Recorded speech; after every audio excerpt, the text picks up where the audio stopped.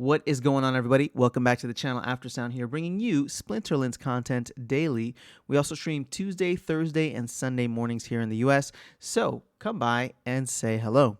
All right, one of the things that I have been thinking a lot about since the town hall, and actually from previous town halls, is really the change in rewards and how they're going to go about it. Obviously, we got more details a couple of days ago, but the incentive, what is the incentive that they're trying to change? What is the behavior that they're trying to change? Well, they want people to play for longer, and they want people to continue to play the entire season, right? So not just on a daily basis, but on a seasonal basis as well. So what they're trying to disincentivize is people who just show up, do their daily quest, and leave. And then for other accounts, right, and probably people will view this as more of an exploit, or some people might, is to just show up, do your, show up in the season, grind to as high as you can go, and then rent your cards out until the end of the season, because you've hit that rating and all you need now is power, and you'll get that power back whether you already have it or whether you need to rent it. But you are essentially done playing for the remainder of the season. So, I know many people who do that. I've done it myself to a certain extent, where I've gone, several days within a season where I'll rent out my cards just to take a break, and just because the rewards and the DEC reward pool, I should say, starts to decrease, and so therefore I'm less incentivized. Excuse me. And so if they're trying to change that behavior, now that we know some of the ways that they are trying to change that behavior with this whole reward shares coming through, so now on a daily basis, not only can you continue to earn more and more chests, obviously it may be diminishing returns, so at a certain point you have to ask, is this worth your time? But if you enjoy the game, then you're having fun, right? The intrinsic value is just playing, and hopefully you're earning something in the long run. And then on the seasonal side, this is where I've been thinking heavily about since the last town hall. And that is essentially, if that is going to be the case, where what they want is for you to acquire as many reward shares as possible to get to the end of the season. So therefore, it's not just rating, but also a combination of how many reward shares have you gotten, right? It's not just a combination of rating and power, I should say, but the third element will now be how many reward shares have you gotten. That's going to be huge. And so I alluded to it a little bit on the town hall, right? So let's actually go here. I use champion, but I wonder if champion is just a little, a champion might be a little abstract for some people since they're not there. So let's say, for example, okay, let's say you're in gold. So I'm in gold. I'm not even in gold 1, but gold 1 will make it easy because it's a nice round number here with 30 chests, meaning that 15 days in the season, you get 30 chests. So the example that I'll give is, okay, so you get 15 days in the season, and what the new rewards, reward structure is going to incentivize is continuing to play and show up every day. Now, you can like grind for a full day or 2 days and maybe earn a bunch of reward shares in that time and then sit out. But the example that I gave, and I'll give it again here, is let's say, for your grind time, or what the team would consider, an appropriate amount of grind time per day, you get, enough reward shares to fill up, 1/15 of the season every single day, right? If they're incentivizing you to come back and play every day, then let's say, for the person who grinds for the first 3 days of the season when, ECR and reward shares are high, they grind for 3 days, and yes, they win those rewards, and they win the DEC, but then they take the rest of the season off essentially. Well, now what if your end of season chest, instead of getting 30, you only get 3 days worth, and 3 days worth is 2 chests each day when you break it down linearly, right? And again, I'm not saying that that's exactly how it's going to be. I'm just saying that from a reward share perspective, I wouldn't see the reward share declining in the same way that the DEC pool declines, right? That would probably be something that's a little bit more even played per game. It's not like it would be front loaded and front heavy in the way that the DEC reward pool is. At least it wouldn't make sense for it to be that way. Sure, it's going to be tied to your ECR. So in that way, there's still going to be some regulation there, but that has nothing to do with an outside factor, kind of, how filled up is the reward share pool, right, versus the DEC pool.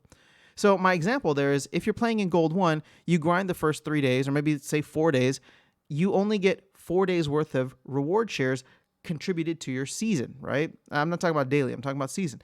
So now you're looking at 6 to 8 chests out of the potential 30 that you could receive because you took those days off.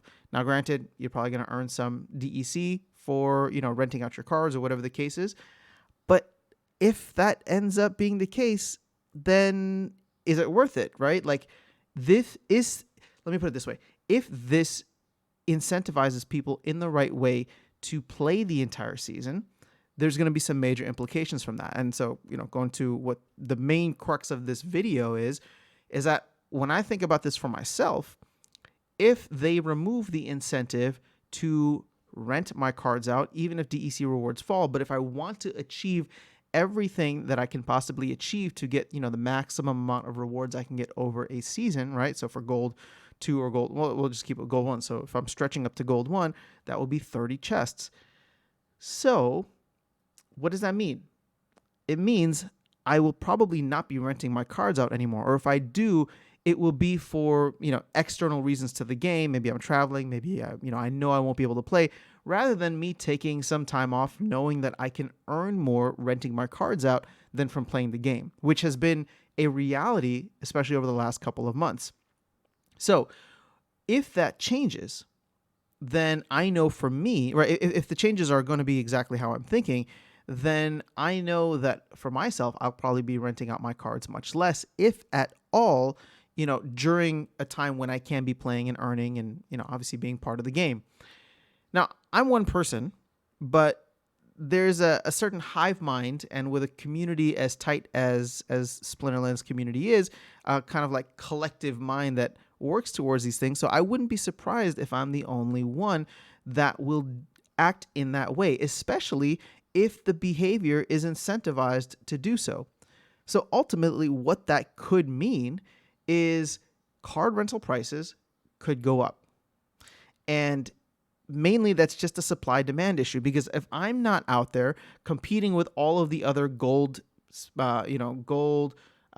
deck players, right? So my deck is primarily gold level. So if I'm not competing with them in terms of trying to set my prices as low as possible compared to theirs, and then they undercut me and then I undercut them, and so all of a sudden it creates this race to the bottom just so that we can get our cards moved, then all of a sudden that floor price for cards starts to get higher and higher again. And this is going to be across all levels.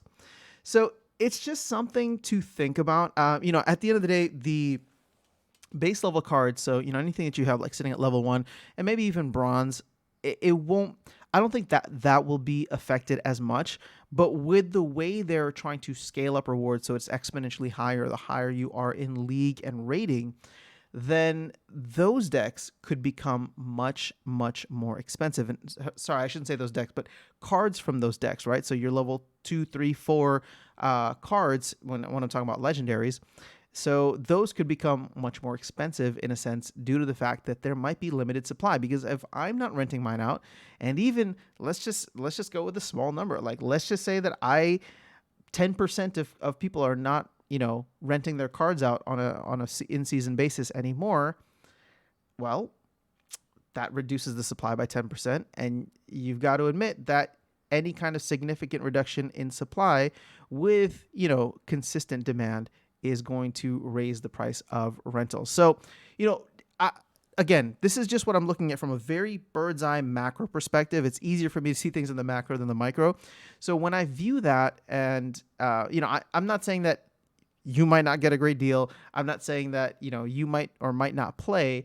I'm just saying that if this happens on a large enough scale, and I do believe even 5 to 10% is enough to move the market, at least in a significant way, where people who are renting or who are renting out will notice and say, hey, prices are a little bit higher. I don't have to undercut, or prices are a little bit higher. This sucks because the ROI on me renting my way to victory or renting my deck to win is getting much more expensive. So obviously, whatever happens with the upcoming rewards infrastructure update is going to be a massive game changer, pun intended. But this is one of the things that I see, at least based on the information that we've been given. So that's all I'm going to leave for you guys here. Again, just try to lay out what I've been thinking about and how that is, how that that kind of has ripple effects in all of the other parts of the game economy. And rental income is something that I see significantly impacted. So let me know your thoughts in the comments below if this is something you've been thinking about, if what I'm saying makes sense, or if you see any holes in there, feel free to poke holes and let me know in the comments. But yeah, this is just something that I'm thinking about where I don't want to rent my deck out, right? Because obviously I want to keep playing, even though I'm an addict and I know that I'm addicted to the game. I want to keep playing. So if they put in the proper incentives and I never rent my deck out again because I know that I can always be earning a lot more from it, that's just going to be less cards on the market. That's all I'm saying. All right, guys. So that's all I have for you. Have an amazing rest of your day. I will catch you all in the next video, and I will see you around the game. Take care.